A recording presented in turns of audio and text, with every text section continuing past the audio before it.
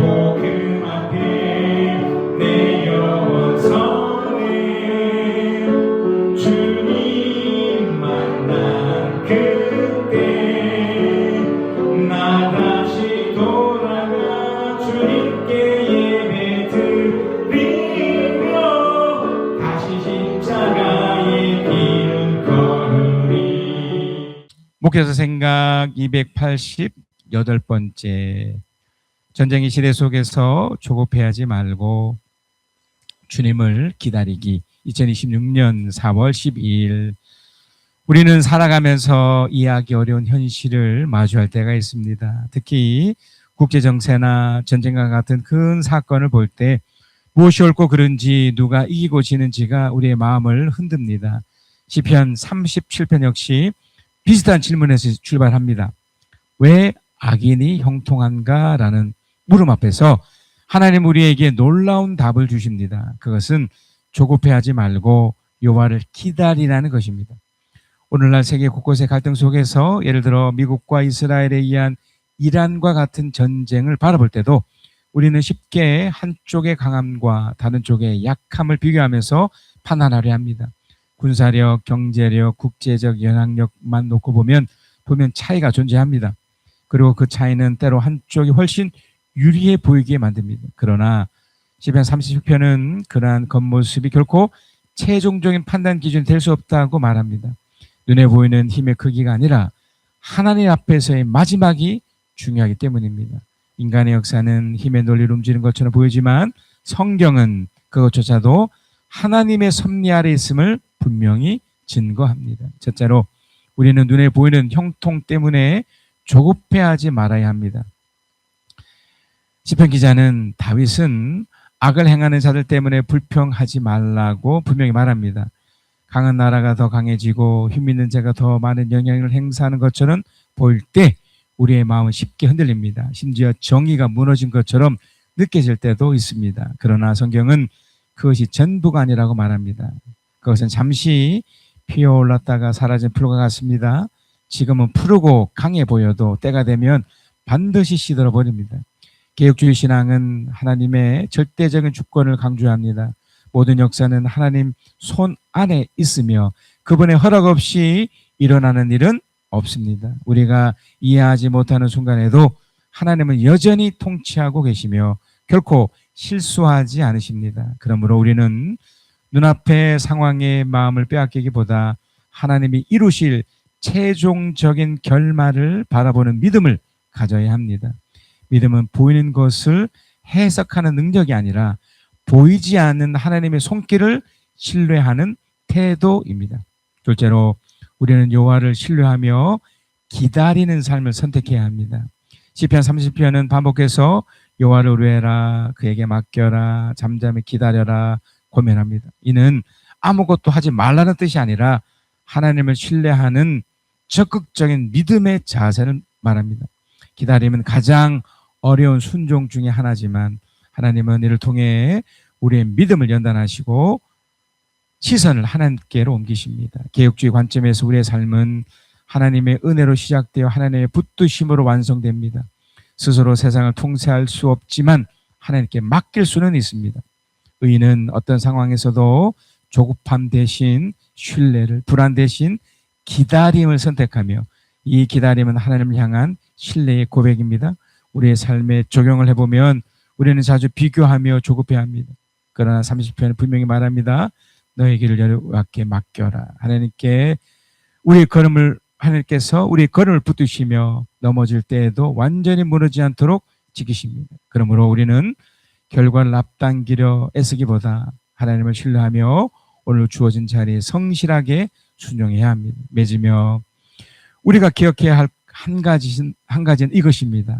세상의 흐름은 끊임없이 변하지만 하나님의 약속은 결코 변하지 않습니다. 강한 자가 영원히 강한 것이 아니며 지금의 형통이 마지막을 결정하지도 않습니다. 오히려 하나님을 신뢰하며 기다리는 사람이 결국 참된 평안과 기업을 얻게 됩니다. 우리가 보는 것은 부분이지만 하나님은 전체를 보고 계십니다. 그러므로 어떤 상황에서도 조급해하지 마십시다. 하나님께서 지금도 일하고 계십니다. 우리가 이해하지 못하는 순간에도 하나님은 가장 선한 길로 인도하고 계십니다. 그리고 그분을 신뢰하며 기다리는 자를 결코 버리지 않으십니다. 지금 당장의 결과가 아니라 하나님이 이루실 마지막을 바라보며 살아가는 것이 참된 믿음입니다. 시편 37편 5절에서 11절 내 갈 길을 주님께 맡기고 주님만 의지하여라. 주님께서 이루어 주실 것이다. 너의 의를 빛과 같이 너의 공의를 한낮의 햇살처럼 빛나게 하실 것이다. 잠잠히 주님을 바라고 주님만을 애타게 찾아라. 가는 길이 언제나 평탄하다고 자랑하는 자들과 악한 계획도 언제나 이룰 수 있다는 자들 때문에 마음 상해하지 말아라. 노염을 버려라. 격분을 가라앉혀라. 불평하지 말아라. 이런 것들은 오히려 악으로 기울여질 뿐이다. 진실로 악한 자들은 뿌리채 뽑히고 말 것이다. 그러나 주님을 기다리는 사람들은 반드시 땅을 물려받을 것이다. 조금만 더 참아라. 악인은 멸망하고야 만다. 아무리 그 있던 자취를 찾아보아도 그는 이미 없을 것이다. 겸손한 사람들이 오히려 땅을 차지할 것이며 그들이 크게 기뻐하면서 평화를 누릴 것이다. 여러분, 제가 최근에 하나님을 경험하면서 발견한 게 있는데요. 아마 여러분도 그런 경험이 있을 것 같습니다. 제가 35년 전쯤입니다. 제가 그때 울산 전문대학을 다녔었는데요. 그때 건축을 공부했습니다. 그때는 저희 아버님이 그 관련된 일을 하셨기 때문에 아무 생각이 없었죠. 그저 뭐 어른이 이렇게 권한이 이긴가 보다 했습니다. 근데 실제로 공부를 잘 못했습니다. 그런데 그때 제가 지금 돌이켜 보니 그때 그 생각을 하나님이 이렇게 존중해 주셨던 것 같은데요. 이제 그때는 그냥 단지 목회에 대한 생각도 전혀 없었고, 단지 이제 건축 쪽엔 내가 별 흥미를 못 느끼니 앞으로 내가 뭘 하면 돈을 벌 수 있을까라고 생각했을 때 떠올랐던 게 유통 관련된 일이었어요. 그 당시에 그 월마트 또 까르푸, 지금은 없어졌지만 이마트 같은 그런 마트들이 막 들어올 때였는데, 건축 쪽보다는 내가 이런 쪽을 좀 공부하면 좋겠다. 이걸 좀 뭔가 이쪽으로 좀 갔으면 좋겠다라는 생각을 했던 거죠. 이제 군에 가기 전이었으니까. 근데 그때 제가 이제 마침 그 유통 관련된 자격증이 있었습니다. 공인 판매사라고 그래서 그때는 이제 앞으로 법이 이렇게 바뀔 겁니다. 이제 사업을 하는 사람, 특히 어떤 재화, 물건을 가지고 시장이나 이런 곳에서 팔려고 하는 사람들은 공적인 자격을 갖춘 사람만이 이거 팔 수 있습니다. 라는 법이 발의, 지금은 이제 그렇지 않지만 그때는 그런 법이 꼭 발의될 거니 한번 도전해 보세요 해서 상공회의소에서 이렇게 주최하는 자격증 시험이 있었습니다. 제가 그걸 3번 떨어지고 그게 됐어요. 92년 확인해 보니까 91년도 12월 달에 됐더라고요. 그리고 저는 이제 잊어버렸죠. 또 잊혀졌고 또 그쪽 관련된 일을 하지 않았고 이제 2000년도 1999년도에 이제 목회에 이제 하나님이 또 소명감을 주셔서 이제 신학대학원을 가고 그렇게 해서 이제 지금까지 26년째 이제 목회를 하고 있는데요. 그러니까 이제 35년 전에 따두었던 이 자격증 의미가 없고 아무것도 아닌 것처럼 느꼈죠. 근데 제가 이제 한 석 달 전부터 제 아내가 하고 있는 그 일을, 그 전에 한 10여 년 동안도 계속해서 제가 부수적으로 도와주었는데, 이제 본격적인 일을 하려고 할 때 사람을 못 구하는 거예요. 또 하던 분들이 또 아프셔서 또 떠나시고. 그러니까 부득불 제가 이제 직원은 아니지만 직원처럼 할 수밖에 없는 상황이 딱 된 거예요. 그러면서 내가 이걸 왜 해야 돼? 목회도 있는데 내가 이걸 왜 해야 되지? 라고 할 때 이게 느껴진 거예요. 이게 생각난 거예요.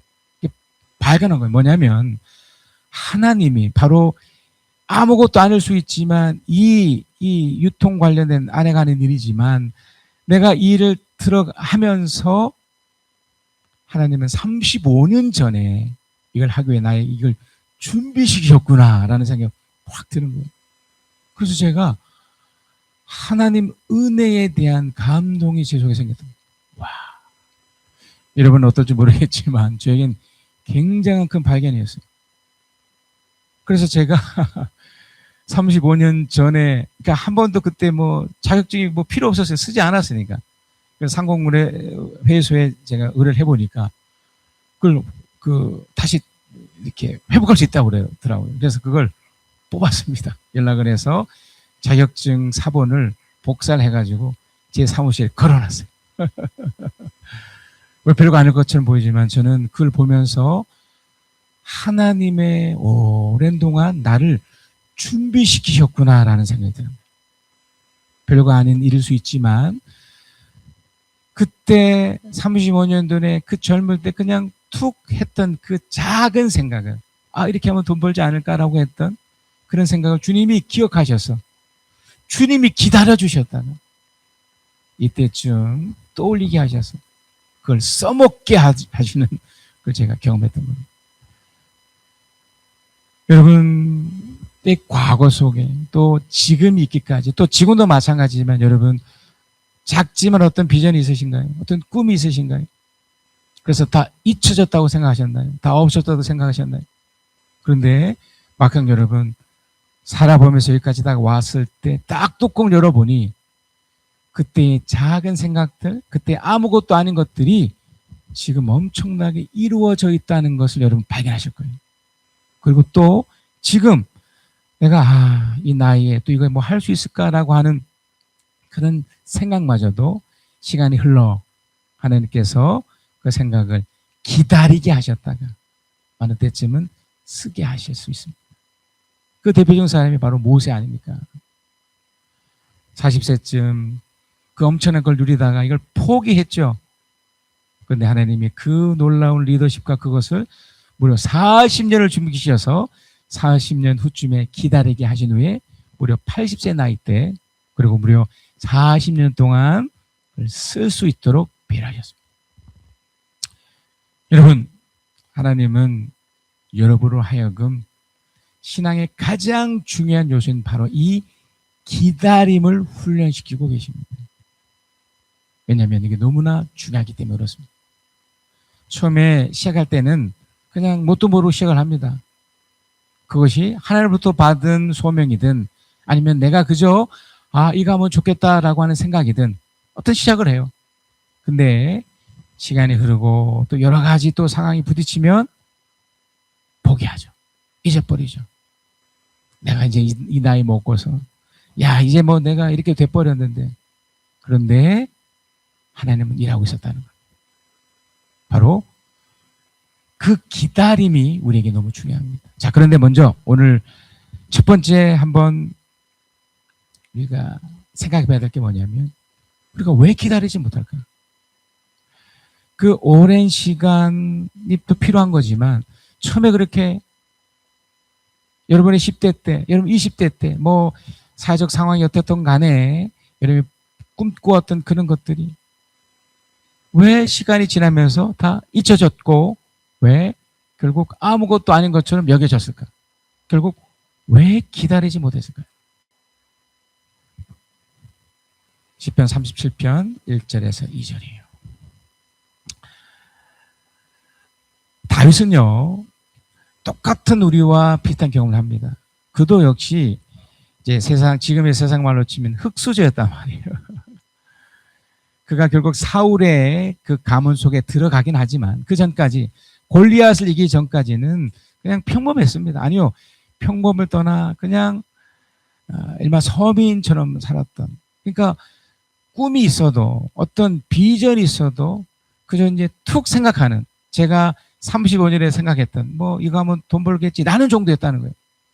그러니까 아무것도 아닌 것으로 이제 여겼었었는데 그러면서 시간이 지났죠. 물론 그는 이후에 왕이 됩니다만 그 과정 속에서 왜 내가 그 긴 시간 기다리지 못했을까? 처음에 꿈꾸었던 것들 왜 기다리지 못했을까? 자, 1절입니다. 악한 자들이 잘 된다고 해서 속상해하지 말고 불의한 자들이 잘 산다고 해서 시세하지 말아라. 이게 뭐냐면 나보다 잘난 사람이 너무 많은 거예요. 내가 그저 꿈을 꾸고 비전을 가졌지만 내가 살아보니 야, 내가 지금 울산에 살고 있네. 오, 나보다 학력 좋고 잘난 사람이 이렇게 많아? 이제 목사님 저도 물론 나름대로 이제 목회 쪽에서 이제 야, 대단하다라고 할 만큼 많은 것을 준비하고 또 이렇게 이뤄냈지만 더 강력한 걸 보면, 더 센 사람들을 보면 기도 죽고요. 확 무너지죠. 그리고 여러분, 여러분이나 저나 하나님보단 주위의 여러 가지 때문에 확 무너져 버렸던 거예요. 그러니까 비전이고 꿈이고 이런 것들이 하나님에서 이렇게 나가면 상관없지만 이게 자꾸 기웃기다 보면 세상을 보고 또 사람들과 비교하다 보면, 왜냐면 세상은 비교하게 돼 있거든요. 그리고 그걸 통해서 더 강력하게 우리에게 공격하니까 우리는 이제 속는 거죠. 그러면서 이제 어떤 마음을 갖게 되냐면 속상해요. 그 꿈이 있고 비전이 있어도 시간이 흘러가면서 속상해하는 거예요. 마음이 불편하고 우울한 겁니다. 화가 나고 막 걱정이 나는 거예요. 조급해지는 거예요. 여기 보면 시세워하지 말아라. 이 시세, 이게 시세하는 거예요. 공연히 믿고 공연히 싫어요. 그러니까 상대도 날 향해 이렇게 하지만 나도 어느 때쯤인가 이게 싫은 거예요. 목사님 저도 우리 교회를 너무 사랑하지만 또 이제 다른 교회 이렇게 가지 않습니까? 그러면 이게 시샘이 돼요. 와, 이게 뭐야? 이렇게 사람이 많아. 왜 이렇게 이 건물이 좋아? 뭐 이런 거 있잖아요. 그러니까 처음에 같은 생각이 이 엄청난 것 때문에 싹 사라져 버리는 거예요. 또 하나 있습니다. 시편 37편 7절 8절에 보니 잠잠히 주님을 바라고 주님만 애타게 찾아라. 가는 길이 언제나 평탄하다고 자랑하는 자들과 악한 계획도 언제나 이룰 수 있다는 자들 때문에, 제가 좀 전에 말씀드렸던 그 내용과 이제 연결이 되는데, 내 주위에 이런 자들이 너무 많은 거예요. 특히 우리 부모님도 그랬고 함께하는 지인들, 또 심지어 선생님까지도. 제가 오래전이지만 계속 기억하는 이유가 너무 그때 충격이었기 때문에. 제가 고등학교 다닐 때 우리 선생님이 제 이름을 불러주었을 때가 학기 말이었어요. 이제 대학, 이제 고등학교 3학년 때 그때 제 이름을 처음 불러줬어요. 그 전까지는 다 제 이름이 뭐였냐면 야였어요. 야, 너! 이게 제 이름이었어요. 저뿐이었겠습니까? 한 62명 정도 됐었는데 제 이름을 불러줬을 때 이제 원서 썼을 때. 그러면서 늘 했던 게 뭐냐면 비교하시는 거죠. 야, 임마, 니는 이쪽 애들 하는 거는 너무 안 되니까 너는 여기도 못 가, 저기도 못 가. 그러니까 여기 가, 뭐 이렇게. 그때는 대학을 한 번밖에 지원을 못 했으니까. 그러니까 늘 비교하면서 뭔가 대단한 것처럼 그런 사람들에게 의해서 상대적으로, 그러니 나도 열심히 하면 갈 수 있는데 뭐 이런 생각을 아예 못 하는 거죠. 아예 이제 낙인이 돼버리니까. 이쪽은 상류, 너는 하류. 제가 그때 62명 중에 45등, 47등 했거든요. 그러니까 늘 저 밑바닥이니까. 늘 이분들 속에서. 그러니까 마음이 늘 어땠습니까? 상해 있었다는 거예요. 그 당시 고등학교 3학년 때 제 사진을 보면 지금도 있습니다만 한 50대 늙은이에요. 얼굴이 머리만큼 길어가지고. 그게 상해 있는 거죠.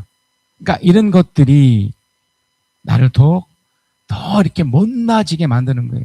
8절입니다. 노여움을 버려라, 격분을 가라앉혀라, 불평하지 말아라. 이런 것도 우리의 악으로 기를 뿐이다. 그러니까 노여움, 불평, 격분이 늘 내재되어 있었던 거예요. 그리 뭘 기다립니까? 늘 이걸 어떻게 하면 폭발할까? 지금 뉴스나 이런 매스컴에서 이렇게 안타까운 이런 뉴스들 중에 하나가 불특정 다수에게 막 분노 폭발하는 거잖아요. 지금 미국의 그 트럼프 대통령을 보니까 좀 부부싸움을 했는지 아니면 또 다른 일을 겪었는지 막 대중을 향해서 막 폭풍처럼 쏟아내는 걸 보거든요.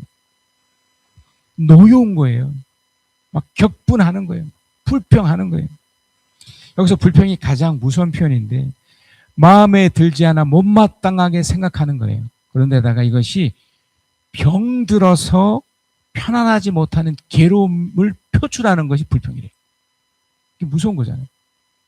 그러니까 저나 여러분이나 하나님 믿는 사람이든 믿지 않는 사람이든 하나님의 그 약속 앞에 그 기다리지 못했던 것이 바로 이런 것들이 늘 내 속에 내재되어 있다 보니 언제 폭발할 것만 생각하지. 예. 그 순수했던 그런 첫사랑이나 그런 아름다웠던 것들은 다 묻혀지고 사라지는 거죠. 또 하나 하겠습니다. 우리를 기다리지 못하게 했던 그 한 가지 중에는 또 뭐냐면 실제적으로 내가 위협을 당했기 때문에. 시편 31편 12절 15절에 악인이 의인을 모해하며 모해한대요. 모해. 그러니까 거짓말로 날 공격하는 거예요. 그를 보고 이를 갈지라도. 여러분 이 느낌을 아십니까 여러분? 그러니까 여러분을 향해서 어떤 누군가가 뭐 가까운 사람일 수도 있고 뭐 붙어준 다수일 수도 있겠지만 이를 간다는 건 게 하면서 이제 욕하면서 이를 간 싫어서 미워서 이걸 당한다고 생각해 보세요. 그 무슨 꿈이 어디 있습니까? 예. 전쟁이 일어났는데 거기 무슨 꿈이 있고 무슨 미래가 있고 뭐가 있어요? 상당히 이토록 강력하게 공격해 오는데. 그러니까 이게 우리 삶의 현장에 있다니까요. 자, 14절도 그렇습니다. 13절. 주님은 오히려 악인을 비웃을 것이고 악인의 끝날이 다가옴을 이미 아시기 때문이다. 이건 역전시키는 말씀이지만 14절. 악인들은 칼을 뽑아 치켜들고 또 활을 당겨서 비천을 가는 사람들을 쓰러뜨리며. 이게 중요해요. 실제로 무너뜨리는 거예요. 여러분 낙담이라는 말을 아시죠? 여러분 삶의 현장에서 낙담을 경험하셨잖아요. 낙담이라는 말은 야 이제 더 이상 못해. 특히 육체적 질병이 왔을 때 여러분이 꿈꿀 수 있으셨나요? 미래가 어떻다는 걸 생각할 수 있으셨나요? 그래서 지금 건강하니 또 뭔가 할 수 있다는 어떤 의지가 생기는 거죠. 하지만 아파 보세요. 그런데 내가 실제적으로 눈앞에 뭐 법정 소송에 걸려고 그렇게 보세요. 힘들죠. 그러니까 쓰러트림을 당하는 겁니다. 자기 길을 똑바로 가는 사람을 죽이려고 하지만. 그러니까 여러분 이걸 자꾸 이해하셔야 된다는 거예요. 세상이 여러분을 속이고 있고 끊임없이 거의 대부분의 여러분 함께하는 사람들은 뭐 겉은 어떨지 몰라도 속은 이런 거예요. 남이 잘 되는 걸 박수 쳐준 사람 한번 여러분 따져보세요. 여러분 중에 누가 있는가. 여러분이 행복한 일을 다 겪었는데 함께 와 진심을 다해서 정말 잘 됐습니다. 행복해주고 막 박수 쳐주고 심지어 여기에 축하해주고 얼마나 됩니까? 반대로 대부분 무관심하지 않던 거예요. 똑바로 걷는 사람을 죽이려고 하죠. 그러니까 이 현실. 그러니까 우리가 기다리지 못한 이유가 이거. 끊임없는 실제적인 위협들이 계속해서 우리를 공격하고 있고 펼쳐지는 겁니다. 시편 37편 21절입니다. 악인은 빌리기만 하고 갚지 않으나. 네, 갚지 않으나. 이게 무서운 거죠. 그러니까 함께 하려고 하고 뭔가 그러니까 함께 뭔가를 미래를 꿈꿔서 이렇게 하려고 하는데 어떻게 합니까? 상대가 가장 가까운 남편도 아내도 때로는 이럴 때가 있거든요. 힘들죠. 결국 여러분, 우리가 기다리지 못하는 것은 이런 실제적인 이유들과 어떤 스스로에 비교하는 것들 때문에 일어나지 못하는 겁니다. 가장 결정적이고 무서운 게 뭔지 아세요? 바로 사탄의 목표 때문에.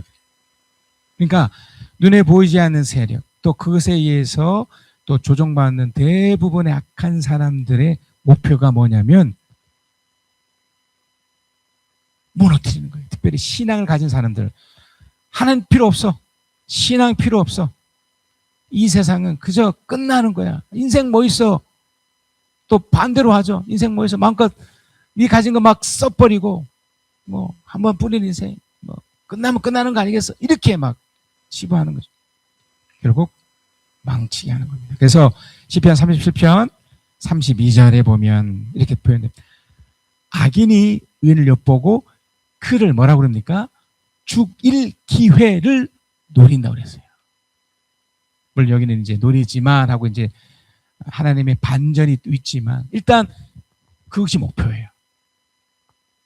예, 제가 아까 말씀드린 것과 연결돼서 이걸 이해하셔야 됩니다.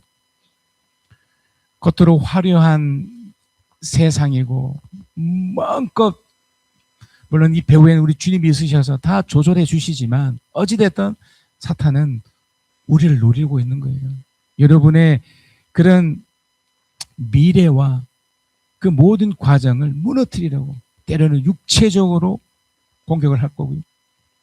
관계로 공격할 거고요. 또 외적인 것으로. 지금 전쟁의 시기잖아요. 전쟁의 시대. 이전에도 그랬고요. 앞으로도 그럴 겁니다. 트럼프 같은 사람이 뭐 앞으로는 또 안 나올 것 같습니까? 지금도 있지만 과거에는 또 없었겠습니까? 늘 있어 왔어요. 그러니까 우리에게는 늘 이런 것들, 사면 초고 같은 것들이 늘 펼쳐지고 있다는 거예요. 그러니 우리가 어떻게 기다립니까? 무시무시한 것들이 있는 거죠. 자, 시편 37편 35절까지 봅니다. 자, 그런데 여기서 이제 반전이 일어나기 시작해요. 악인의 큰 세력을 내가 보니. 자, 조금 전까지만 해도 약간 여러분 두려움이 있으셨잖아요. 저도 그랬고요.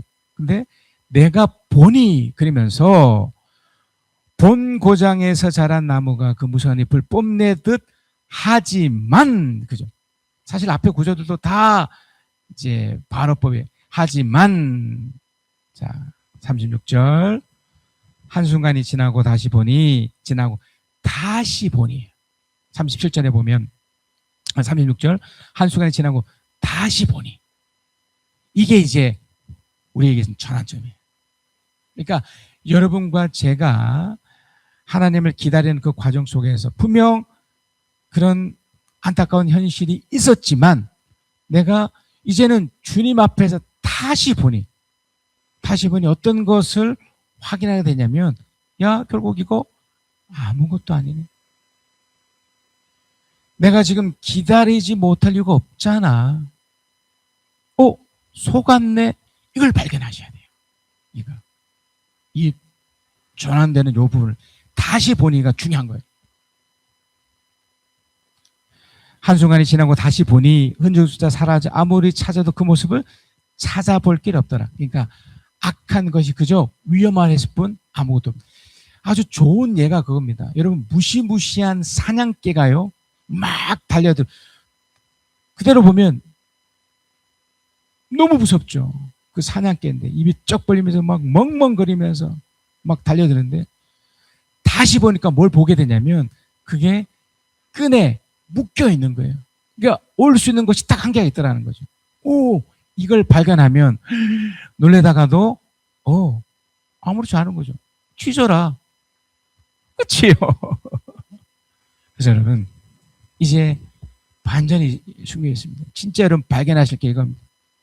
다시 보았을 때 바로 신앙을 통한 이 기다림의 위력을 이제 누리셔야 돼요. 제가 초대에 말씀드렸던 35년 전에 아무것도 써먹지 못했던 아무것도 안 했던 그 자격증이 비로소 내가 쓸 수 있는 기회가 생겼구나 했던 것처럼 시편 37편 3절에서 9절입니다. 그래서 우리는 주님만 의지하고 선을 행하여라. 이 땅에 사는 동안 성실히 살아라. 기쁨으로 주님께서 찾아라. 주님께서 내 마음의 손을 들어주신다. 5절 내 갈 길을 주님께 맡기고 주님만 의지하여라. 주님께서 이루어 주실 것이다. 6절 너의 의를 빛과 같이 너의 공의를 한낮 햇살처럼 빛나게 하실 것이다. 7절 잠잠히 주님을 바라고 주님만을 애타게 찾아라. 가는 길 언제나 평탄하도 자랑하는 자들과 악한 계획도 언제나 이룰 수 있는 자들 때문에 마음을 상해하지 말아라. 8절 노임을 버려라. 격분을 가라앉혀라. 불평하지 말아라. 이런 것들을 악으로 길을 불뿐이다. 9절 함께 읽겠습니다. 9절 시작. 진실로 악한 자들은 뿌리채 뽑히고 말 것이다. 그러나 주님을 기다리는 사람들은 반드시 땅을 물려받을 것이다. 아멘. 다시 보면서요, 여러분 이걸 발견하셔야 돼요. 아, 내가 다시 보았을 때 내가 포기만 하지 않으면 여러분이 가졌던 그런 순수한 그런 비전과 꿈을 잃어버리지만 않는다면, 그래서 여전히 기다려서 시간과 상관없이 내가 기다릴 수만 있으면 어떻게 합니까? 반드시래요. 반드시. 이게 약속이에요. 반드시 땅을 물려받을 것이다. 여기서 땅이라는 것은 단순히 어떤 세속적인 어떤 축복만 의미하지 않아요. 물론 이것도 있습니다만 훨씬 더 강력한 거예요. 더 센 거예요. 자, 1차적으로 무엇을 얻게 되냐면요, 우리 마음이 편안해져요. 우리가 좀 전에 보았던 어떤 노여움, 격분, 불평 이런 것이 아니라 온유한 마음이 돼요. 실제로 우리 주님이 어떻게 표현하시냐면 온유한 자는 복이 있나니 땅을 기업으로 받을 것이다 라고 했거든요. 그러니까 온유하다는 것이 주님 기다리는 것과 같은 거예요. 그러니까 여러분이 그런 상황에도 기다릴 수만 있으면 이런 마음이 편안해지는 거예요. 온유해지는 거예요. 따뜻해지는 거예요. 감동을 누리는 거예요. 이것과 더불어 실제적인 번영을 또 누리게 돼요. 시편 37편 16절에 의인의 하찮은 소유, 이 소유라고 그랬습니다. 소유. 악인의 많은 재산보다 나아요. 이게 상대적 비교죠. 많은 재산보다 낫다는 게 뭐예요? 더 많이 소유한다는 의미잖아요. 악인의 팔은 부러지지만 의인은 주님께서 붙들어 주신다. 16절 계속 대조해서 말하고 있습니다. 흠없는 사람의 나라는 주님께서 보살펴 주시니 그 유산은 대대로 이어지고 합니다. 그러니까 나에게 흘러보내신 축복이 나의 다음 세대까지 연결되는 거예요. 재난을 당할 때에도 부끄러움을 당하지 않고 기근을 들 때에도 굶주리지 않는다. 그러나 악인들은 패망할 것이니 주님의 원수들은 길을 푸밭이 시들어 불타듯이 불타 없어질 것이니 사라질 것이다. 21절 악인은 빌리기만 하고 갚지 않으나 의인은 은혜를 베풀고 거저준다. 아깝지 않아요. 너무 풍성해 주시니 흘러보내는 거 아깝지 않아요. 뻑 부어주시는데요. 22절입니다. 자, 대조로 말씀하시는 거니까 22절 함께 읽겠습니다. 시작. 주님께서 베푸시는 복을 받는 사람은 땅을 차지하게 되지만 주님의 저주를 받는 자들은 땅에서 끊어질 것이다. 아멘. 여러분 놀랍죠? 이렇게 될 줄 믿습니다. 자, 결론입니다. 시편 37편 37절 40절입니다. 시편 37절에서 40절. 이 결론입니다. 이 제목처럼 결국 여러분 조급해하지 마십시다. 그리고 묵묵히 주님을 기다립시다. 이게 바로 흠없는 사람이에요. 여러분 주위에 이 사람을 잘 지켜보시면 돼요. 목회자 저도 한번 지켜보시고 여러분 중에 신앙이 있다고 하면서 한번 지켜보세요. 흠없는 삶, 바로 조급해하지 않고 묵묵히 주님 기다리는 사람 말하는데 정직한 사람을 눈여겨봐라. 이 사람들이 어떻게 사는지를, 어떻게 펼쳐지고 있는지를. 저는 여러분을 지금 관찰하고 있고요. 여러분 목사님 저를 관찰해 보세요. 평안을 사랑하는 사람에게는 미래가 있으나, 그러니까 미래가 이미 말씀드렸던 그런 것들이 열려 있지만 범죄자들은 함께 멸망할 것이나 악한 자들은 미래가 없을 것이다. 그래서 39절이에요. 의인의 구원은 주님께로, 그러니까 구원을 받는 거예요.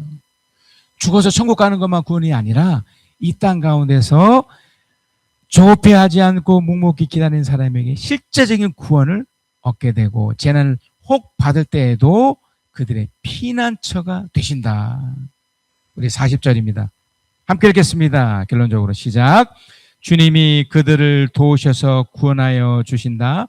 그들이 주님을 피난처로 삼았기에 그들은 악한 자들에게서 건져내셔서 구원하여 주신다. 아멘.